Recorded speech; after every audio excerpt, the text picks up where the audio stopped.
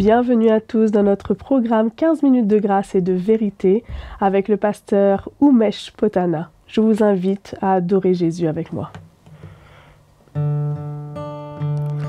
J'élève mes mains vers toi, mes mains vers toi, Dieu mon roi.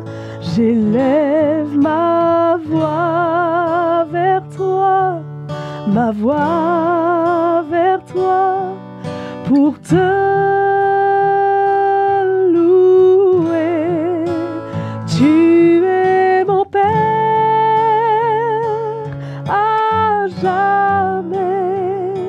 Je te louerai pour toujours et je veux t'adorer pour l'éternité. J'élève mes mains vers toi, mes mains vers toi, Dieu mon roi. J'élève ma voix vers toi, ma voix vers toi, pour te louer. Tu es mon Père à jamais. Je te louerai pour toujours et je veux t'adorer pour l'éternité.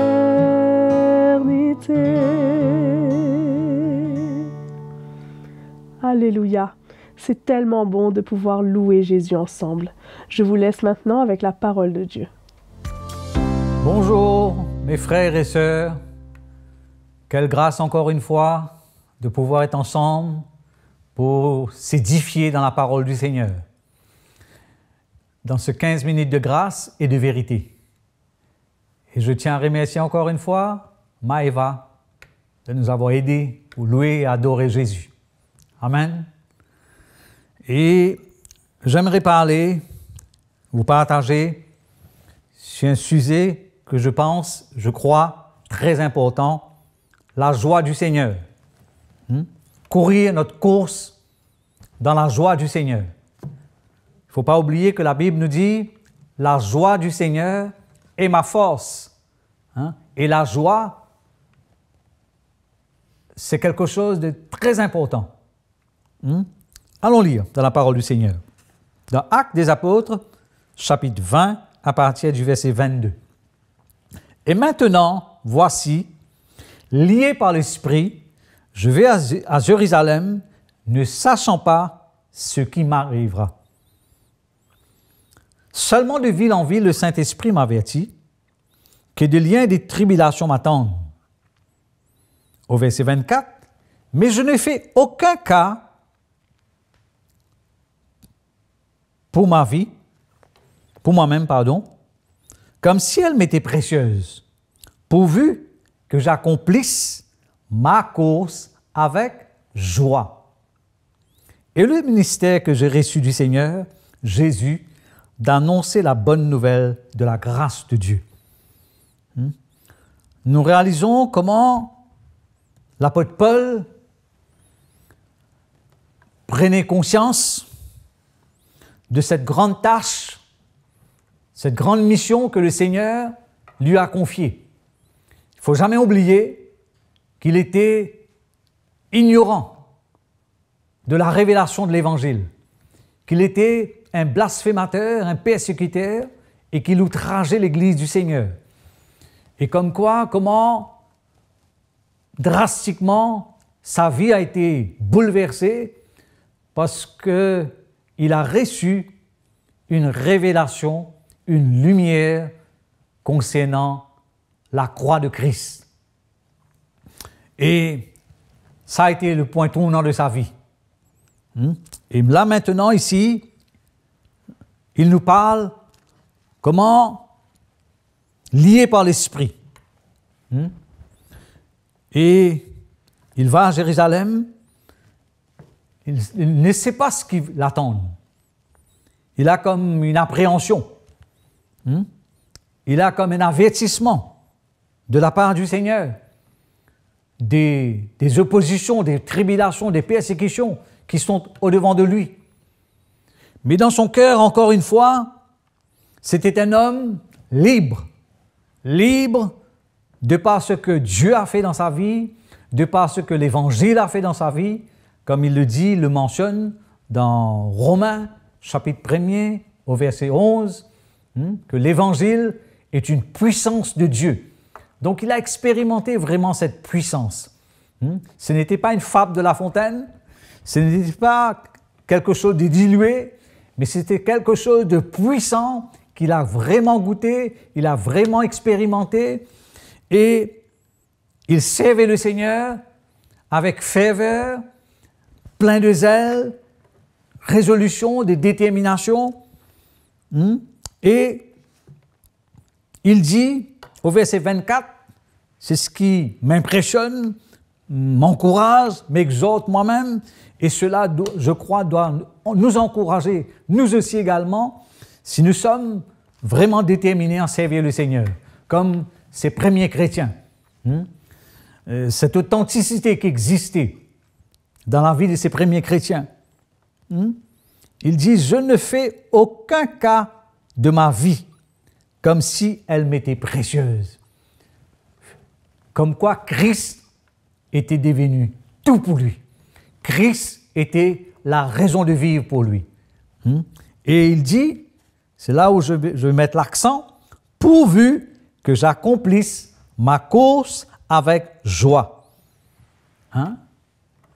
Et c'est extraordinaire, parce que là, j'aimerais faire un parallèle, une référence dans le livre des Actes, toujours, chapitre 16, juste pour nous montrer comment vraiment, il y avait quelque chose de divin dans leur vie. Chapitre 16, au verset 25. Alors, non, allons lire à partir du verset 23. Après qu'on les ait eus chargés de coups, et ils les jetèrent en prison, en recommandant aux geôliers de les garder sûrement. Les geôliers, ayant reçu cet ordre, le jeta dans la prison intérieure et leur mit le cep aux pieds. Voilà ce qui est extraordinaire, ce qui va se passer. Vers le milieu de la nuit, Paul et Silas prièrent et chantaient le louange de Dieu, et les prisonniers les entendaient. Tout à coup, il se fit un grand tremblement de terre, en sorte que le fondement de la prison fut ébranlé au même instant. Toutes les portes s'ouvrirent, et les liens de tous les prisonniers furent rompus. Le geôlier se réveilla, et lorsqu'il vit les portes de la prison ouvertes, il tira son épée et alla se tuer, pensant que les prisonniers s'étaient enfuis. Mais Paul cria d'une voix forte, « Ne t'ai fait point de mal, nous sommes tous ici. »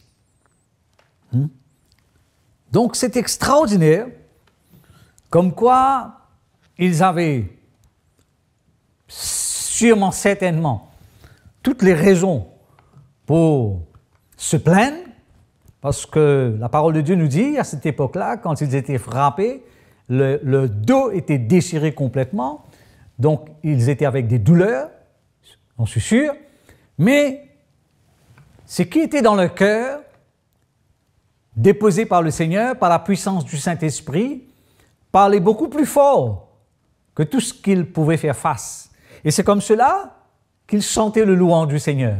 Et je ne pense pas qu'ils chantaient le louange du Seigneur pour que les liens se brisent ou pour qu'ils sortent de la prison, mais je crois fermement qu'ils chantaient et louaient le Seigneur pour cette grâce et ce privilège de pouvoir annoncer l'évangile du Seigneur.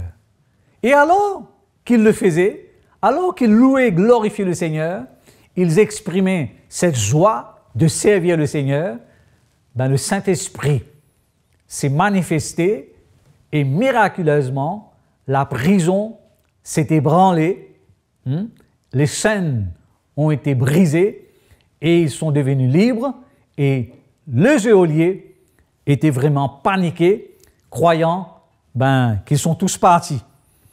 Et ce qui est extraordinaire, le geôlier va rencontrer le Seigneur.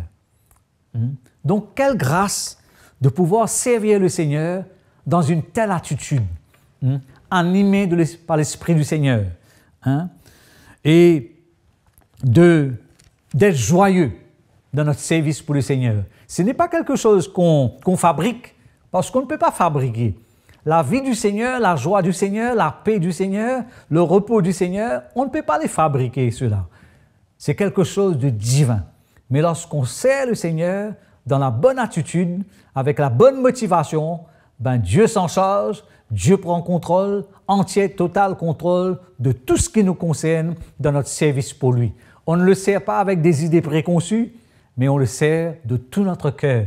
Et alors qu'on sert le Seigneur, Dieu nous donne sa grâce. Alléluia! Alors, il dit, le ministère que j'ai reçu du Seigneur, Jésus d'annoncer la bonne nouvelle de la grâce de Dieu. Quelle merveilleuse opportunité que Dieu nous donne de pouvoir le servir comme cela. Et pour terminer, j'aimerais mentionner un homme qui a servi aussi le Seigneur dans des conditions qui n'étaient pas vraiment favorables. Job, pour terminer. Il avait tout perdu. Il avait tout. Il était un homme intègre, pieux. Il craignait Dieu. Il servait Dieu. Mais subitement, Dieu a autorisé, bien sûr. Il a tout perdu. Sa richesse. Au fait, sa richesse, à cette époque-là, c'était ses bétails. Il a tout perdu. Il a perdu ses enfants, sa maison, sa santé. Mais vous savez qu'est-ce qu'il dit? Béni soit l'Éternel. Je ne sais pas si on va pouvoir dire cela comme Job, mais lui, il l'a fait. Béni soit l'Éternel. Il dit, Dieu a donné, Dieu a pris. Mais Dieu ne reprend jamais ce qu'il donne. Mais c'était l'expression, la déclaration de Job. Encore une fois, nous voyons un homme que je suis sûr, il avait quelque chose de divin, une révélation, une lumière extraordinaire dans son cœur. Et je pense, si l'histoire, si le livre de Job n'était pas dans la Bible, ça aurait été quelque chose de manquant. Donc, quelle grâce, encore une fois, de voir qu'il y a eu des hommes qui ont été des modèles, des exemples pour nous, que nous puissions suivre. Au fait, pour terminer, il dit, ces choses nous ont été écrites pour nous servir d'exemple. Et quelle grâce de pouvoir trouver des hommes sincères, des hommes déterminés, des hommes, là où nous voyons rien, aucune chose, absolument, nous pouvons les arrêter. Parce que souvenez-nous, Job, la femme de Job, notre sœur Job, il va dire à son mari, maudis Dieu, et puis tu meurs. Mais Job avait quelque chose de vrai dans son cœur. Amen. Que le Seigneur vous bénisse et que la joie du Seigneur soit notre force. À très bientôt. Nous avons été heureux d'être avec vous aujourd'hui et nous vous remercions de votre fidélité. Cliquez sur la cloche pour être averti des prochains épisodes. Abonnez-vous en cliquant sur le bouton abonner et laissez-nous un petit j'aime sur la vidéo et soutenez notre chaîne CTMI YouTube et notre programme 15 minutes de grâce et de vérité. À bientôt.